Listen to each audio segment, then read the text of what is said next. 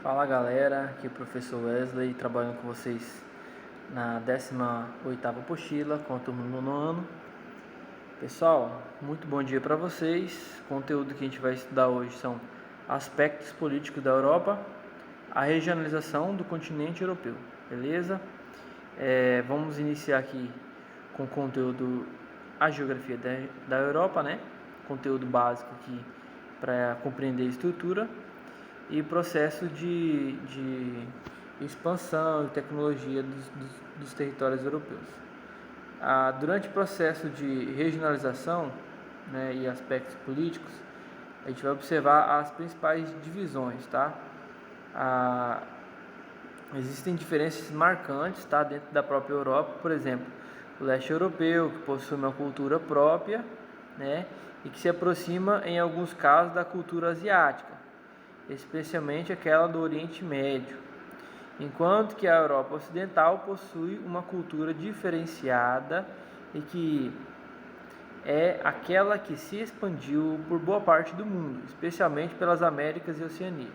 Então, pessoal, a parte da cultura que a gente conhece aqui é da Europa Ocidental. Então, a Europa Ocidental, ela trouxe diversas características para nós. Hoje somos religiosamente cristãos, né, que acreditam em Jesus Cristo, em grande parte do nosso território, dada a influência, tá, desses formadores de opinião que fizeram o processo de colonização nosso, que foram os europeus, né, da região ocidental da Europa, beleza? Então é importante vocês observarem isso. Enquanto a Europa, Oriente Médio e o leste europeu atende outras religiões, outros conceitos políticos em relação ao processo de colonização, em relação à dialética linguística e tudo mais, a parte ocidental da Europa traz idiomas semelhantes ao que falamos aqui no Brasil, por exemplo, português, o espanhol, né? E também italiano também, que não falamos aqui no Brasil, nem talvez em outros países aqui ao redor, mas é muito comum a gente encontrar pessoas que têm uma facilidade de compreender, principalmente em lugares que ocorreu o processo de colonização por esses aqui também, tá, pessoal? Então vamos lá, continuando a leitura aqui. Essa maneira de regionalizar a Europa torna evidentes as várias diferenças artísticas, linguísticas e até religiosas entre as duas Europas, com o leste europeu sendo predominantemente ligado à igreja ortodoxa, tá? Ou o catolicismo, das igrejas uniatas, enquanto que o ocidente, ou seja, a região da Europa que colonizou a América, né, está ligada ao catolicismo romano tradicional, especialmente nos países latinos, ou ao protestantismo, que vem posteriormente ao catolicismo romano, tá, pessoal? Continuando aqui, então. Esta distinção entre o leste europeu e o resto do continente foi ainda mais marcado após a Revolução Russa, em 1917, que implantou o socialismo nesses países, aliás, e posteriormente difundiu esses países no leste europeu com a formação da União Soviética, no período posterior ao da Segunda Guerra Mundial, quando se inicia a Guerra Fria, e aquele período em que fica consolidada a chamada Cortina de Ferro. Por que Cortina de Ferro, pessoal? É porque tínhamos a impressão de que se existia uma cortina de ferro impedindo uma parte da Alemanha de ter contato com outra parte da Alemanha. Vou mostrar uma figura para vocês. Aproveitar que a gente está usando a filmagem da tela aqui e vocês me vendo aí. Vou procurar aqui, ó, no Google, uma cortina de ferro. Guerra Fria, cortina de ferro. Só para vocês verem, muitas ilustrações foram importantes para poder facilitar o entendimento aí. Deixa eu ver se eu vou conseguir encontrar para vocês uma chart aqui que vai traduzir isso. Ó, quando falamos de cortina de ferro, vou dar um exemplo aqui, ó, esse muro aqui, ó, a queda do... Essa aqui é uma imagem da queda do muro de Berlim, tá vendo? Ó? Soldados do lado de lá, olha aí, soldados do lado de cá e pessoas do lado de cá. E essa é uma divisão das duas Alemanhas. O Brasil teve a oportunidade de sediar uma Copa do Mundo onde a Alemanha Oriental jogou contra a Alemanha Ocidental, nessa divisão aí europeia, que ocorreu dada essa mudança aí ideológica, né, e política que ocorreu durante o período aí que a gente está falando, né, que é o período pós Segunda Guerra Mundial. Deixa eu ver se eu vou conseguir encontrar uma outra charge para vocês. Aqui, ó, uma outra charge que resume a Guerra Fria, né? Ó, Estados Unidos de um lado, União Soviética do outro, tá vendo aí? São várias representações de conflitos. Outra representação aqui, ó, que a gente vê, tá vendo? Vou mostrar outra para vocês. Essa aqui é muito comum a gente ver, porque os países eles entraram em conflito e ninguém podia entrar. Quem era socialista não podia entrar no país capitalista, porque os países socialistas não permitiam a saída nem a entrada de ninguém do próprio país, enquanto os países capitalistas tinham relações comerciais comuns, né, que é o mercado de livre comércio. Então eles permitiam que as pessoas transitassem, enquanto nos países socialistas ocorria esse impedimento de tráfico aí de uma região para outra, dada a influência política, né? Então é importante a gente observar isso aí. Esses fatos são fatos históricos que vão estar enriquecendo nosso entendimento aqui. Então, ó, o período posterior à Segunda Guerra Mundial, quando se inicia a Guerra Fria, é aquele período em que fica consolidade, né, a chamada cortina de ferro, como a gente falou, com os países socialistas ou comunistas do leste europeu, formando uma bateria que isolava, aliás, uma barreira, né, que isolava o leste europeu do mundo ocidental. Pessoal, muitos falam de países comunistas, mas nosso país, no mundo, nós nunca conhecemos um país exatamente comunista, tá? Porque o comunismo, nos livros didáticos a gente vê que se usa muito o termo socialista ou comunista, mas existe uma diferença entre socialismo e comunismo que é importante a gente observar. Os países socialistas, tá, pessoal? Os países socialistas, eles têm um governo.